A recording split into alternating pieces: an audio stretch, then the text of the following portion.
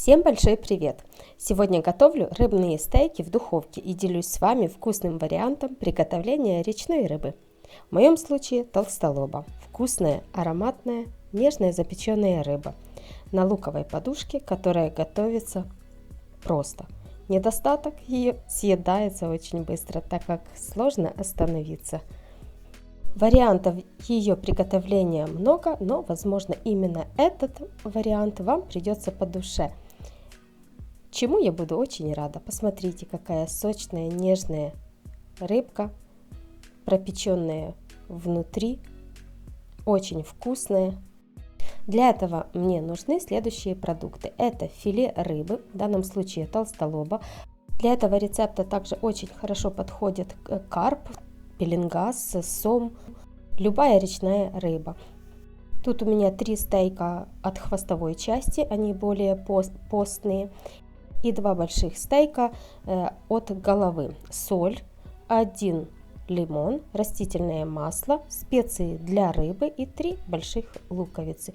Еще нужен пучок зелени, у меня петрушка.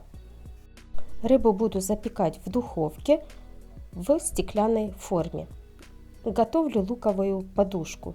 Нарезаю лук тонко, полукольцами или четверть кольцами. Я нарезаю вот такими перышками как бы. Укладываю весь лук в стеклянную форму. И сюда теперь к этому луку нарезаю петрушку мелко. Дополнительно измельчаю ножом и добавляю к луку. Все перемешиваю, солить не буду. Так как сверху будем укладывать маринованные рыбные стейки, они отдадут свою соль, специи, ароматы. Теперь готовлю маринад. Из расчета на 1 стейк 1 столовая ложка растительного масла рафинированного.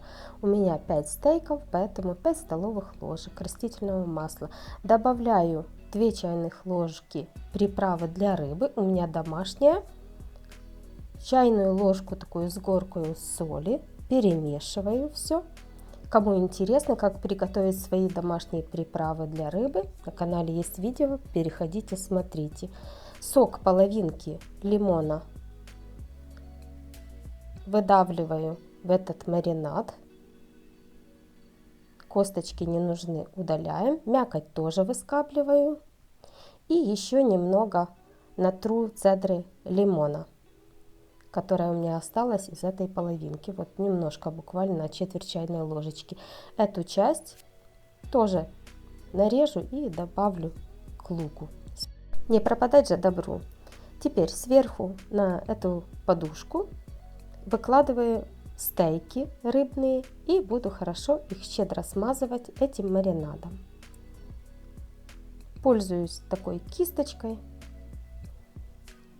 Хорошо со всех сторон смазываю. После того, как рыбку смажем, желательно ее оставить хотя бы на полчасика, если есть время, на час, на 2, на 3 оставьте, чтобы рыба промариновалась. Если нет, то тогда запекаем сразу, тоже будет вкусно и ароматно. И теперь в пустые места стейков от головной части рыбы укладываем небольшие стейки от хвостовой части. Они будут мариноваться и запекаться вместе, и в итоге у нас получится очень красиво, и они будут более сочными и вкусными после запекания, и при подаче будут иметь очень красивый вид. И последний стейк.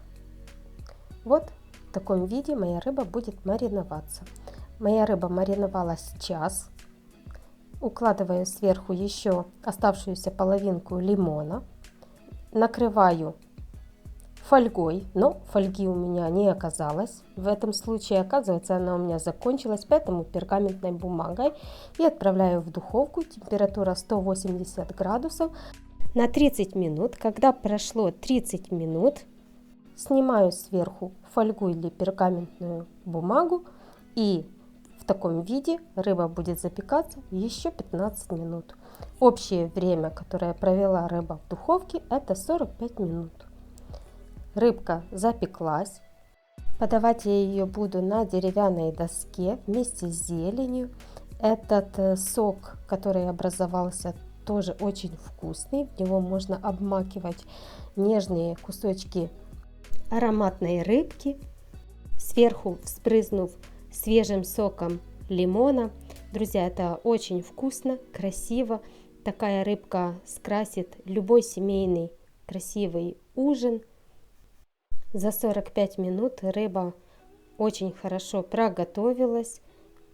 Посмотрите, какая она сочная, нежная. Внутри вот эти кусочки хорошо пропеклись. Очень надеюсь, друзья, что этот рецепт пришелся вам по душе, и вы будете готовить вот такую красивую, сочную, нежную рыбку для своей семьи.